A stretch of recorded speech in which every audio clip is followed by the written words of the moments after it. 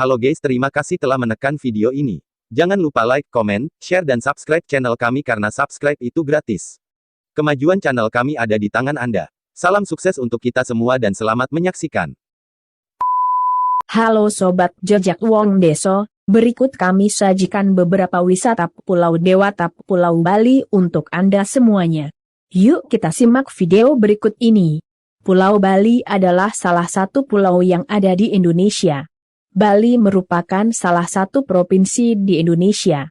Jadi salah jika ada orang yang beranggapan Bali dan Indonesia berbeda. Bali masuk dalam wilayah Negara Kesatuan Republik Indonesia dan kedudukannya sebagai salah satu provinsi di Indonesia.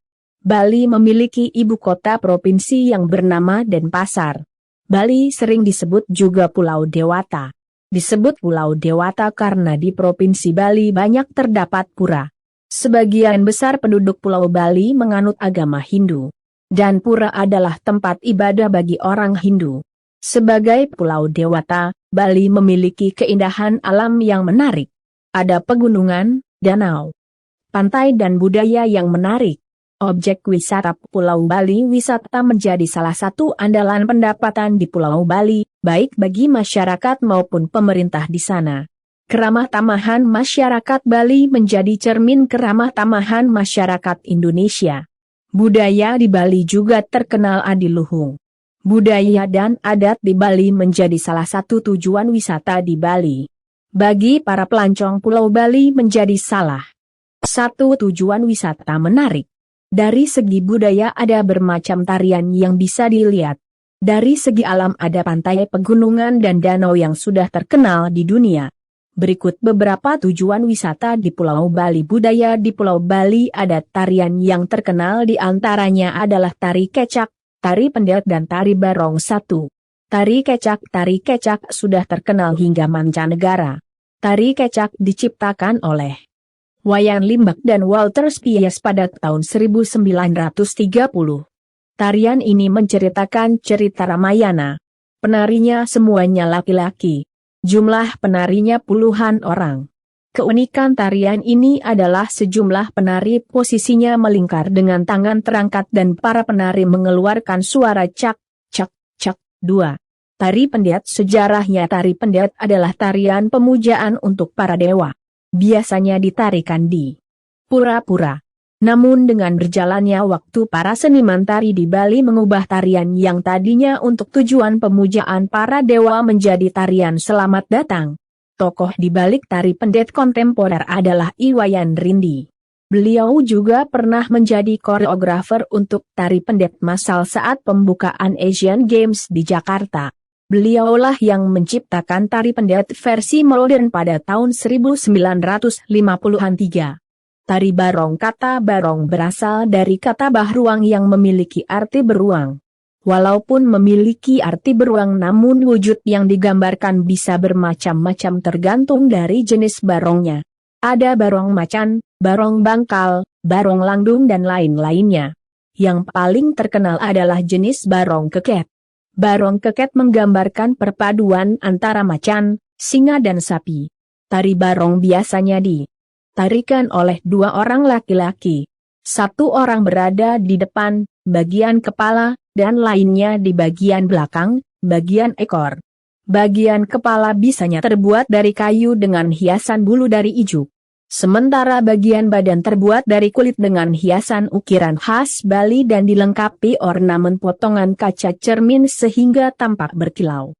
Dalam pertunjukan tari barong diiringi dengan gamelan gong gebiar, gamelan batel dan gamelan babarongan. 3 tarian di atas hanya sebagai contoh saja, masih banyak tarian asal Pulau Bali lainnya seperti tari legong, tari trunajaya, tari baris, tari Panji Semirang dan lain-lain. 4. Perang pandan. Selain tari-tarian masih ada budaya lainnya di Bali. Salah satunya yang cukup membuat ngeri adalah perang pandan. Pandan sendiri adalah sebuah tanaman yang memiliki banyak duri di sepanjang daunnya. Sejarah perang pandan. Perang pandan berasal dari Desa Tenganan, Kecamatan Karangasem, Bali. Perang pandan dilaksanakan pada bulan kelima dalam kalender Desa Tenganan atau pada bulan Juni pada kalender nasional. Pelaksanaannya sendiri dilakukan tiap tahun. Perang Pandan disebut juga dengan istilah Makrekra. Perang Pandan dilakukan untuk menghormati Dewa Indra, Dewa Perang.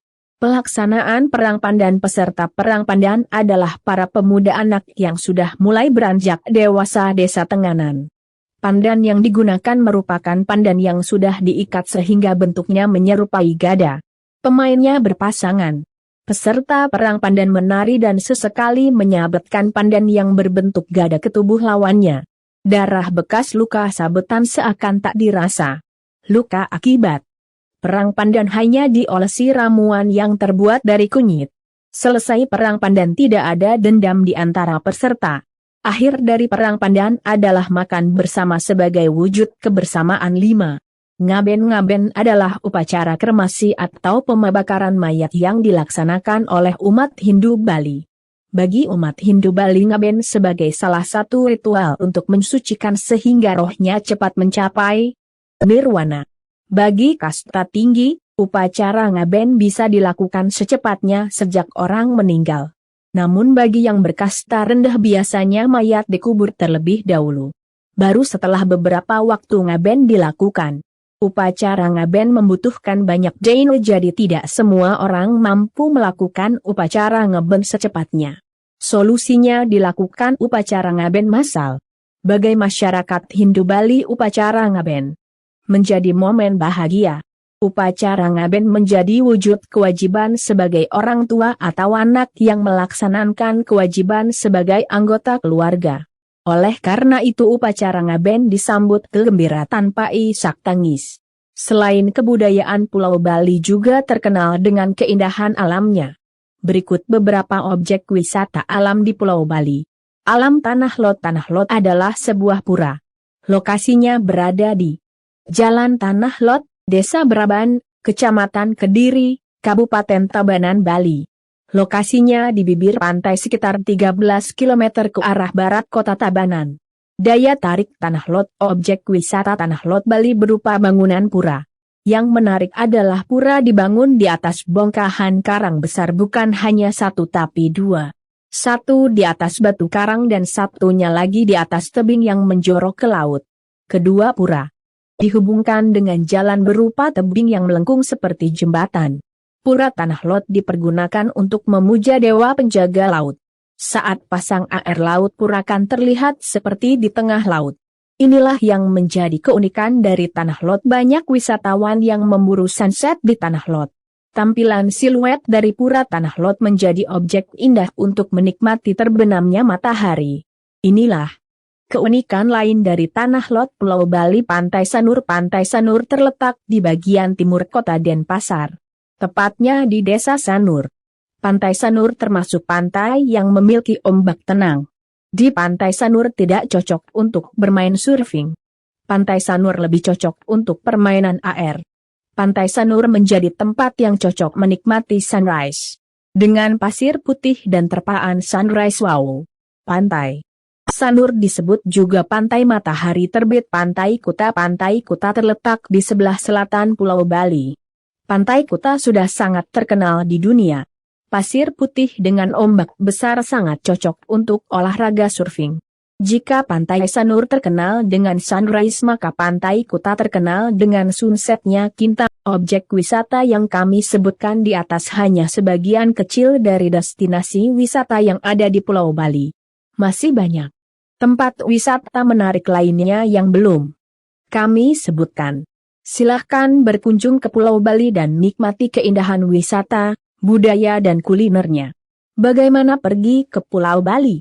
Bagi wisatawan Indonesia bisa pergi ke Pulau Bali melalui jalan darat atau udara. Untuk jalan darat harus menyeberang di Pelabuhan Ketapang Banyuwangi dan mendarat di Pelabuhan Gilimanuk, Bali. Jika wisatawan menggunakan transportasi udara maka bisa turun di Bandar Udara Ngurah Rai, Bali. Semua tujuan wisata di Pulau Bali sudah tersedia fasilitas lengkap. Transportasi mudah, hotel banyak, dan restoran melimpah. Itulah Pulau Bali, si pulau dewata dengan segala keindahan alam, budaya dan kulinernya. Ingat ya, Pulau Bali adalah bagian dari Indonesia.